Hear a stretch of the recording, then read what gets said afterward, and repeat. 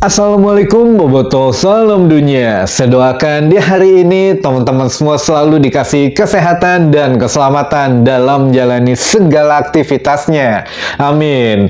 Baik Boboto, langsung kita update informasi Persib Bandung terbaru dan saya akan coba ngabarin kabar yang menggembirakan teman-teman, yang mana ini harapan mengenai training center Persib Bandung, walaupun memang harus sedikit bersabar gitu ya untuk kapannya ya. Kita juga belum bisa memastikan, tapi yang jelas sudah ada kisi-kisi yang mengarah ke sana, teman-teman.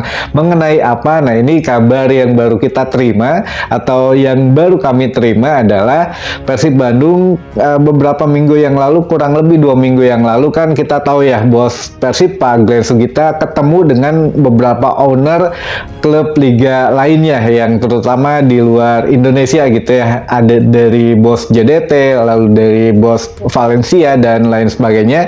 Nah, ini memang murni itu urusan bisnis dan sepak bola, teman-teman. Jadi sepak bolanya diikutkan dalam bisnis. Nah, ini kabar yang terbaru adalah jika nanti sudah ada training center atau setidaknya untuk menyambut training center itu akan ada sponsor baru. Jadi nanti nama training centernya itu apa ya, istilah paling sederhananya tuh bisa dijual lah nama training centernya. Misalkan nanti apa ya, yang ngarang dulu aja lah, misalkan gitu ya, Persib Bandung Training Center atau apa ya, Persib Lautan Api Training Center atau apalah gitu ya. Jadi nanti bisa dijual nama training center Persib ini, itu bisa dijual ke investor dan itu nilainya lumayan, teman-teman, luar biasa lah gitu ya. Jadi biar mempercepat juga ya pengerjaan beberapa finishing yang lainnya, kayak misalkan ada apa, tempat latihan, gym atau infrastruktur lainnya, atau yang memang ya hal-hal yang berkaitan dengan dibangunnya komplek olahraga nanti di Gede Bage gitu ya. Nah, ini menjadi satu faktor yang memang luar biasa untuk bos Persib mulai membina dari sekarang. Di antaranya juga ya selain sponsor nanti tetap akan ada investor lokal, cuma ya mungkin masih dalam penjajakan dalam hal apa dulu gitu ya, dari mulai fasilitas kah atau inilah atau itulah gitu. Jadi masih semuanya di sedikit dikumpul heula lah, atau istilahnya nabung dulu sebelum begitu prakna semua udah siap gitu ya. Tapi minimal kalau Pak Glenn itu memang menyiapkan investor dan juga permodalannya, tapi kalau untuk manajemen disuruh nyari distribusinya, teman-teman. Kayak misalkan kemarin juga ya manajemen Persib kedatangan untuk Nagoya Grampus gitu ya dari klub Jepang. Nah, ini nanti di dalam training center itu katanya apa, pelatihnya bisa didatangkan pelatih Jepang untuk membina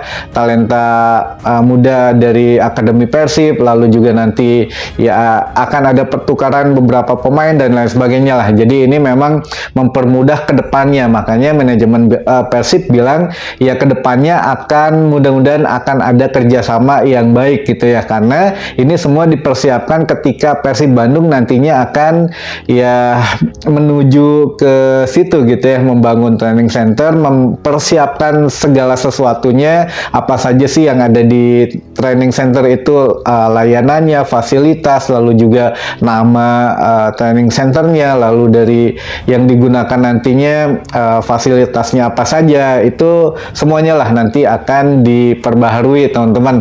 Termasuk ya mungkin dari gate face recognition gitu ya, nanti di GBLA akan secepatnya katanya untuk pemindaian wajah, jadi biar enakan, jadi nggak perlu tukar-tukar tiket lah, nantinya bisa melalui wajah atau bisa melalui scan barcode langsung dari handphone gitu ya. Caranya bagaimana ya itu sedang dipersiapkan semuanya oleh manajemen Persib, teman-teman. Jadi ya kita tinggal tunggu hasilnya saja nanti, tapi yang jelas ya kita juga nitip ketika apa menonton, menyaksikan lagi di GBLA ya dirawat gitu ya. Sekarang kan sudah enakan, sudah bersih, sudah caraan, tapi ya apa ya, jangan ada lagi vandalisme gitu ya, nulis-nulis sekecil apapun di tembok, atau ya gimana lah kita caranya untuk apa ya, membiasakan diri merawat barang gitu ya. Jadi ya lebih enak lah. Sekarang juga parkirnya sudah otomatis, walaupun memang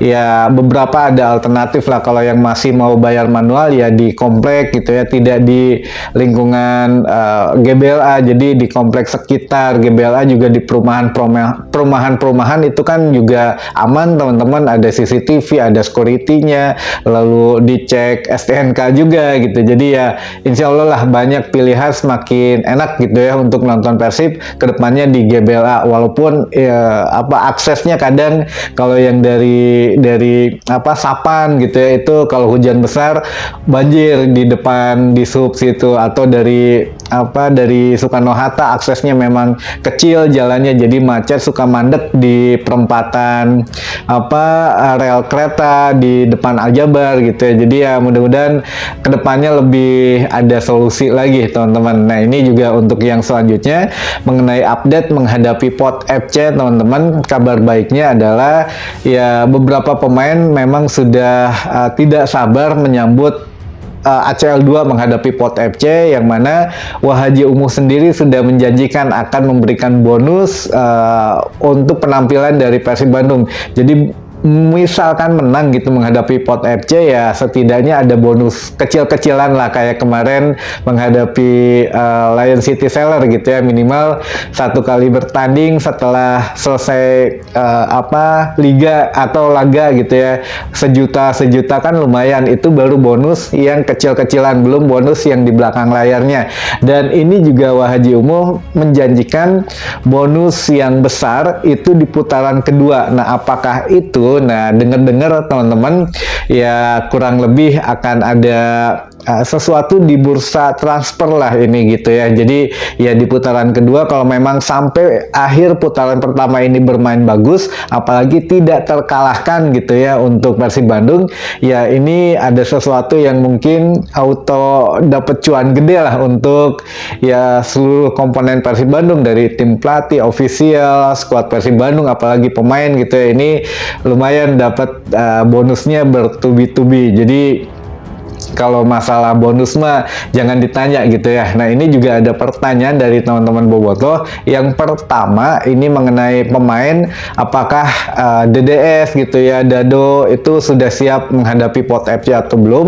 Ya belum bisa dipastikan karena sekarang masih latihan terpisah gitu ya. Jadi ya untuk fisioterapisnya juga Bojan Hodak nggak tahu ya saya kenapanya, tapi lebih mempercayakan kepada Geraldo sekarang. Jadi Geraldo ini memang yang punya andil besar ketika DDS mulai membaik, mulai sembuh, dan sekarang juga nggak lama-lama walaupun sakit, walaupun ini ya itu tetap cepat kembalinya karena ya mungkin ada koneksi yang bagus gitu ya. Saya juga ya siapa aja lah kalau fisioterapis, tim dokter, itu yang penting bisa bisa membuat pemain Persib ya setidaknya kebugarannya terjaga gitu. Kalau ada yang cedera ya ditanganinya ya bagus lah gitu ya, siapapun itu ya. Jadi jangan membeda-bedakan, jangan mengkotak-kotakan, karena banyak banget di media sosial yang mengatakan, oh kok ini terus yang muncul, kok ini kemana, kok ini begini begitu gitu. Jadi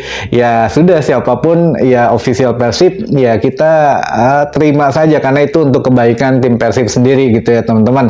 Nah ini juga ada yang nanya kan, kalau Persib banyak uang katanya, kenapa ya untuk pembelian pemain, untuk ini, untuk itu Persib selalu kurang gitu. Nah ini juga pernah kita bahas, tapi nggak ada salahnya juga kita bahas untuk teman-teman yang baru bergabung atau yang memang sudah lupa gitu ya.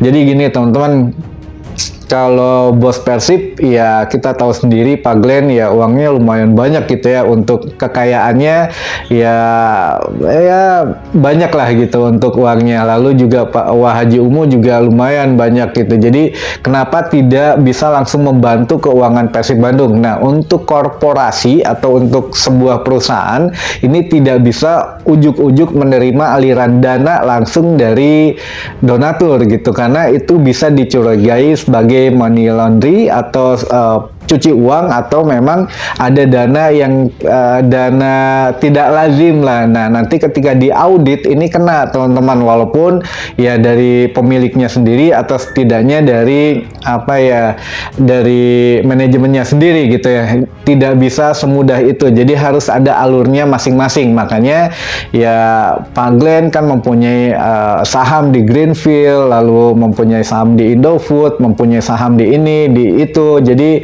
ya melalui anak-anak perusahaannya apa ya, bikin satu sponsor ke Persib gitu. Jadi sah resmi gitu ya, tidak ujuk-ujuk dari kantong pribadi, tapi melalui ya anak-anak perusahaannya lah gitu ya. Jadi tidak langsung masuk. Nah, ini bisa ke apa ya, bisa ke hukum lah nantinya kan. Waduh, ini dana dari mana dan lain sebagainya. Jadi ya itu salah satu yang ditakutkan teman-teman, kenapa tidak bisa langsung menyumbang, kecuali kayak Wahaji gitu ya. Wahaji Umu kan misalkan menang gitu, Persib menang, pemain dikasih bonus langsung. Nah, itu nggak masalah, namanya itu ya bonus, siapapun bisa ngasih bonus gitu ya. Kecuali dengan dana yang besar masuk ke dana perusahaan, ke kas perusahaan, nah ini yang harus dicurigai gitu ya. Jadi tim audit, nah ini menyusahkan lah nantinya. Jadi yang legal-legal saja gitu ya. Jadi mudah-mudahan terjawab. Dan mungkin itu dulu saja informasi yang bisa saya sampaikan di hari ini. Mudah-mudahan menambah informasi dan wawasan teman-teman Boboto semua. Sampai ketemu lagi di informasi selanjutnya. Wassalamualaikum Boboto, salam dunia.